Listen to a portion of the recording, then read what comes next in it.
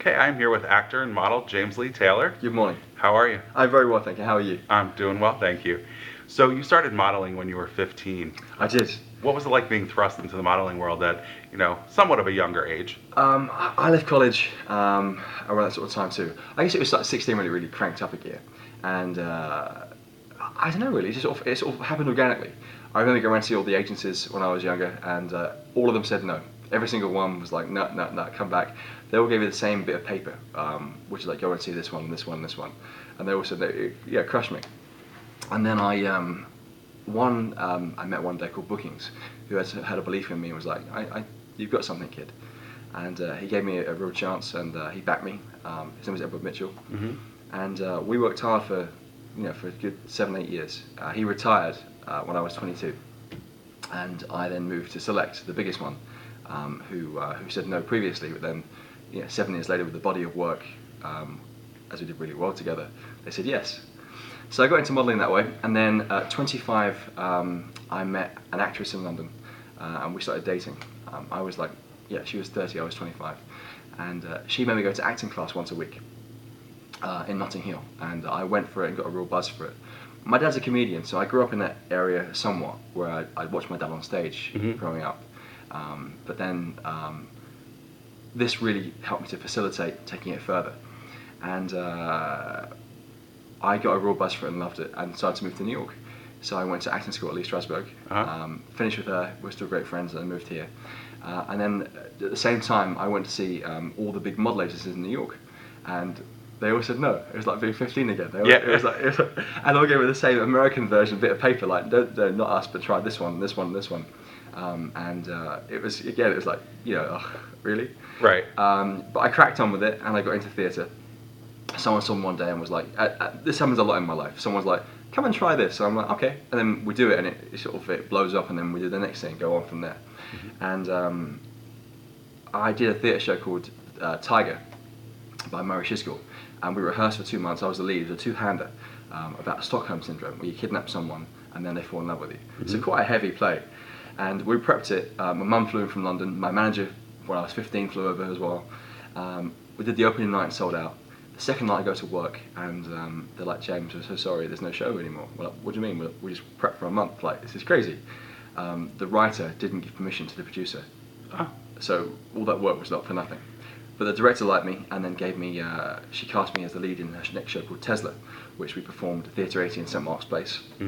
I went really well. We sold out every night. I went to Belgrade, did all the research. Tesla was such an interesting man. He invented pretty much modern life as we know it, from electricity to radio to everything. So we had that, and then at the same time that happened, IMG opened up a men's board. So the biggest of all the agencies opened up a men's board, and they signed me up. So it was quite ironic where I went from like the smallest one to the biggest one in London, and then couldn't get one here, and then signed to the biggest one. And it's been great. And then from that, I was talking to the manager there, the boss, Ivan, and I was like, I want to be an actor. He was like, well, so does the whole board. So I was like, well, I've got a show tonight, come and see me. So I brought the whole of IMG down and sat him in the front row, and I did a great job and nailed it. And after that, I went back to London, and he got me the audition for Christian Grey. And then one day I was in there doing I was learning the sides with a friend of mine called Sheridan Smith, who's an actress at home. And I went to a restaurant, and she, when I was in there, I met my manager by chance. And it went from there, moved to LA straight away, got my team going again, and then it's been sort of, as I said earlier, like I meet someone, then like come and do this, and it's sort of steamrolled all the way along.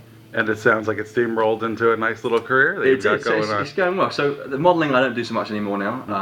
I got my first TV show called Being Mary Jane, which is great.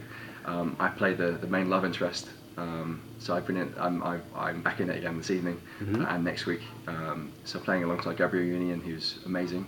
I was saying it was really funny that I got on set the first day, and I was watching it through the monitors, and it was like being like sucked through the TV, because I was like watching it here, like wow, in a minute I'm doing that. Yeah. And then the next minute I know I'm on the scene doing it with Gabrielle. So it was a really amazing, fun, in the deep end, but in my life everything is off a cliff. Sounds like it. Straight in, What was it like doing your first show here in New York?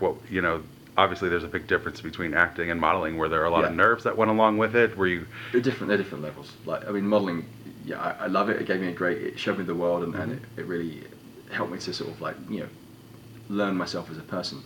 But acting's a whole different realm. Like, it's like, it scared the life out of me every night. Before, when on stage, there was a video that used to play, and the rest of the team would be like dancing and like doing like this little sound before you went out on stage, and I'd be like a statue frozen before I went out. I was like, boom, and I was on for 2 hours. I didn't leave the stage, so it was the most nerve-wracking thing. It's like gut wrenching, sort of like feeling, and then you'd be up and you do it, and then afterwards that sort of elation, that sort of like no, everyone's clapping. So that elation, there's nothing like it. Right.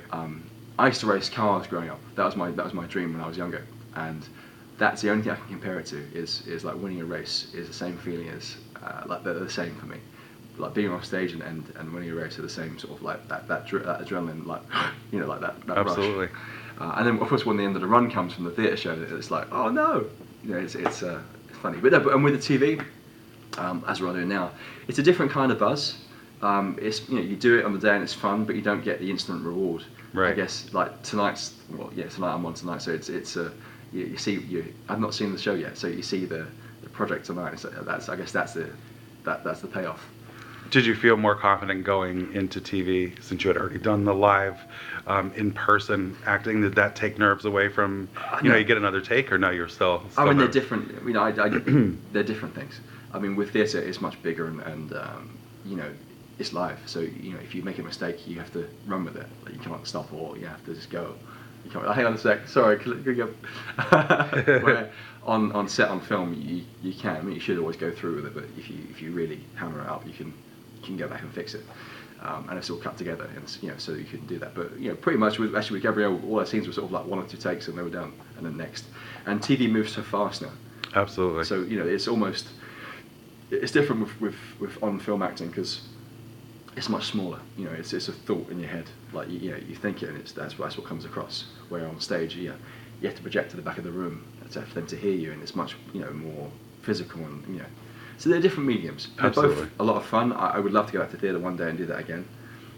But for now, I'm TV and film is my focus, and I love it. I live for it. It's yeah. And you are also the face of 3 Olive I am. Vodka, the Werewolves of London inspired Yeah. campaign. What's that been like for you? Amazing. Free vodka, I would assume. I'm not a big drinker, but I got sent a few crates. But a few people helped me get that, so I sort of like almost like a trophy. I give them a bottle of 3 Olive Vodka as a sort of thank you. Yeah. They can't drink it; it's just on their their mantelpiece. Like, as a little memory. Thank you very much. My sister had a baby last year, and so one of my sisters lives here, one lives in Australia, and I live in LA. And the one here had a baby, and the one in Sydney is a midwife. So she was flying up to see me, and we both were flying here last September to be with her while she was having the baby.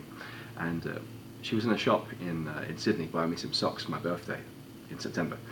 And the guy in the shop was like, "Who you buying socks for?" She's like, "My little brother, he's an actor in LA." He was like, "Oh, show me." The next thing I know, this guy's added me on Facebook.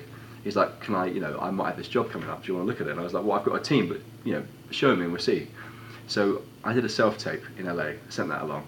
Meanwhile, they were casting it live in the room in New York and London. And I get to New York with my sister. I'm in the Hudson Hotel. I've got this tiny little room with no fridge. A bit like today, I'm like dying for a drink. I'm in this tiny little room, and I get a recall. And I've got to do a Skype call with like the director in Hawaii, the agency in New York, the client in Boston, like some guys in London. Like it was a real Wow. mishmash. And it was nerve-wracking. Like I told you earlier, everything in my life is sort of like done bang. Like it's that. Yeah. So I'm in this hotel room doing this Skype recall, which was again like doing like, another nerve-wracking thing. Where it's sort of like, okay, and I'm gasping for like water. I'm dying, and every time someone moved in one of the rooms, of course this new window on Skype would pop up, like a whole new of 10 people watching me. So I'd think there was one, and it was like there were 10, then 5, then 2, then it was like 50, It's like being in the theater 50 again. people watching me on Skype. So I'm doing that, and then meanwhile the cleaning lady came in, knocked on the door midway through. I'm like, "Sorry guys, one sec. Could you?" So halfway through, so I actually booked the job via Skype. Then we flew to London and did a face mask, which was 5 hours in sort of a concrete like paper mache to sort of build the face up for the werewolf. Then we filmed for a week in Prague. So it was a lot of fun. Very It was cool. a real. I liked playing that character. It was sort of dark and like sort of like it was a lot of fun to play that angle, which I've not done before. Sounds good. And like you said, you're going to be on Being Mary Jane this evening, and then next Yeah. Tuesday. So I'm on tonight, 10 p.m. Mhm. Eastern time, and then that's sort of really the last few episodes. We've been sort of slowly sort of teasing the audience. We meet in a bar and we start chatting and kissing, and we make out a few times, and it gets a bit heated. And tonight, for the first time, we're now back at our apartment on a date. So I've sort of won the battle, really. The whole thing in the last few episodes it was a sort of a discreet club where you wasn't allowed to say who you were. Hmm. It was very private, sort of a private members club. And I figure out she's Mary Jane Paul, and she's like, you spoil everything. This was supposed to be. And I'm like, well, we'll see, maybe. And we leave it on that note. So that was the end of the last episode. Right. So now we're back in against like a house. So I sort of won that battle.